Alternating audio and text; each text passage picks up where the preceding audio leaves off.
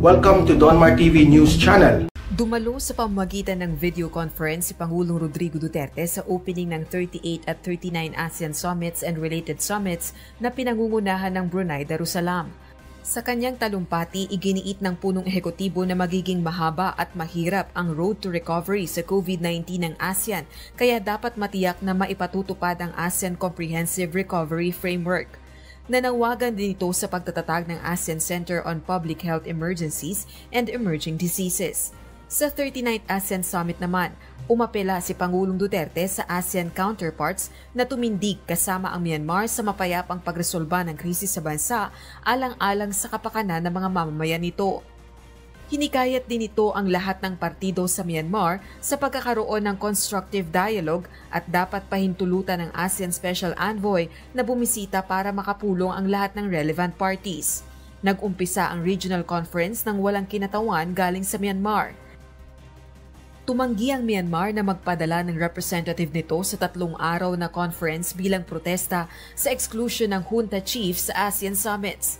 Samantala, bilang bagong country coordinator naman sa ASEAN-European Union Dialogue Relations, nangako si Pangulong Duterte na paiigtingin ang ugnayan sa EU at winelcome din ang United Kingdom bilang bagong dialogue partner ng ASEAN.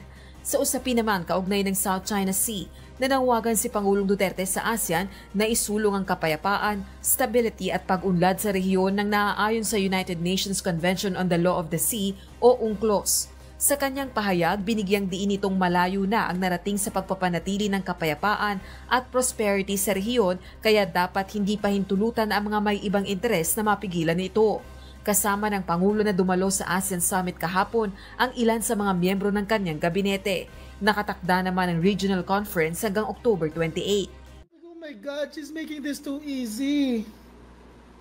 Oh, shoutout po doon sa mga lawyers for Lenny. Mga lawyers for Lenny dyan. Ano na? Alright, ganito po. Guys, na-stress ako. Hindi ko alam na gagawin niya to, guys. Parang hindi ko alam na gagawin niya to, Lenny. Ba't mo ginawa ito, Lenny? Okay, ganito. My God, I hate drugs. Wait. This is too easy. Alright, so ganare. Oh, Philstar. Oh, refresh natin. Para lang sa baka sabihin nyo, dinaya ako pa eh. Oh, so ganito kwento guys.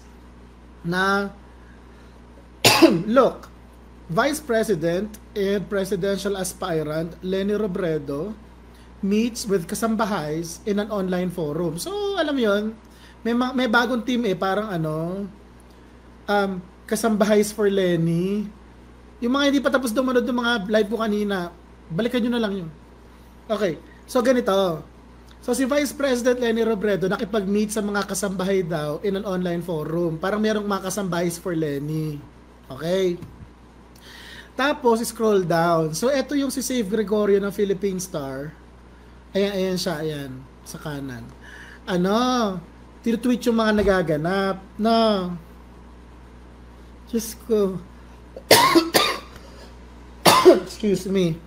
Alright. So, eto daw. So, una daw, Robredo discusses her experiences as a lawyer. O sige lang, basahin nyo na lang, bahala na kayo doon. So, COVID, yan. Number 3, kung galit daw kay BBM, sige lang. Although natawa na ako dito. Kasi sabi nun, she says anger should not be directed at the person but at what they do. She then brings up the rampant corruption under the Marcos regime and the misinformation on social media.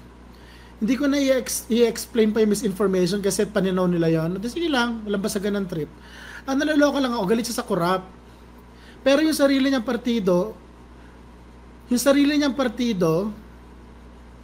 hindi na kinuha si Binay.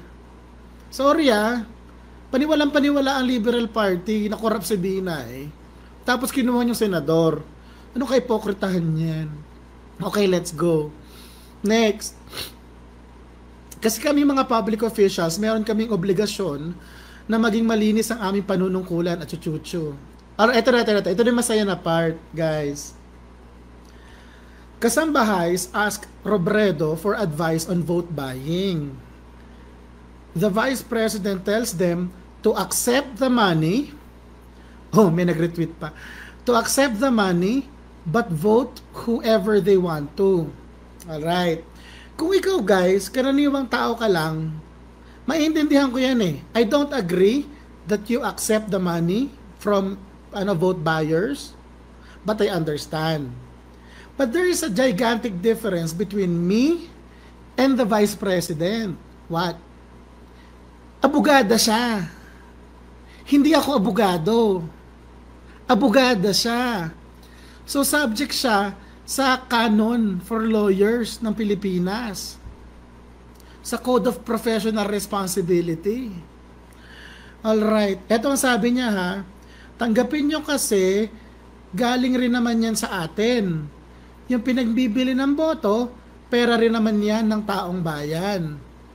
Pero iboboto mo kung sino ang nasa konsensya mo. Okay.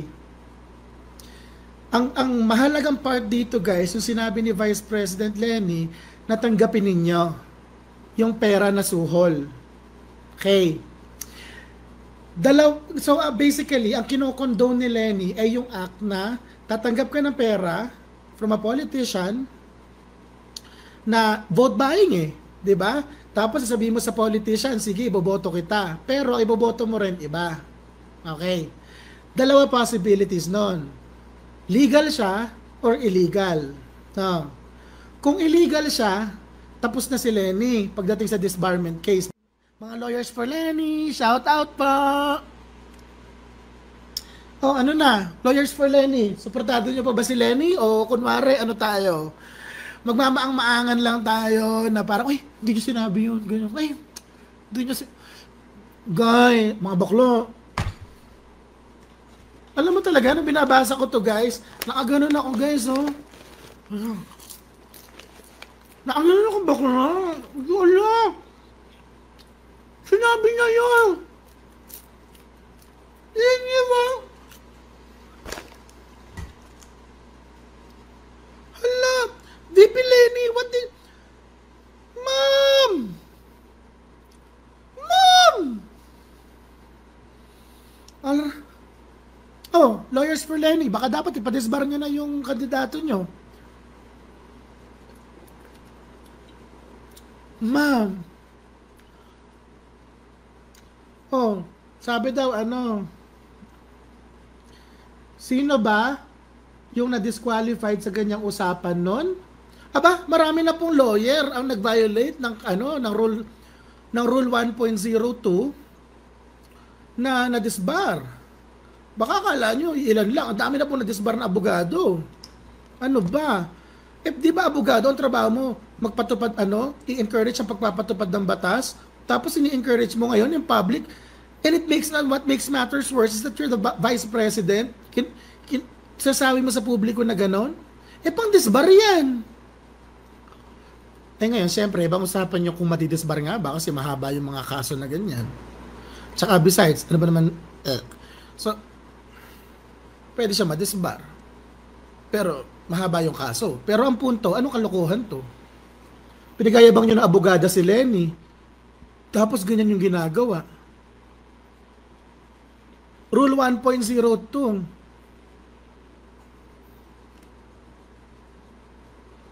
At saka Rule 7.03. Nakakaloka. Nakakaloka. Ang bobo ni Leni. Grabe. Oh, lawyers for Leni. Labas naman kayo statement. Sige nga inam nyo eh. Nananakot pa kayo rin sa mga bongbong at saka Inday supporters na nadidemanda nyo pa. Ito, practice what you preach. Gusto nyo, rule of law, di ba? Oh, go! 1.02. 7.03. Let's go! Guys, lawyers for Leni, Negros chapter. Let's go! Come on! Eto na! Wow! Woo!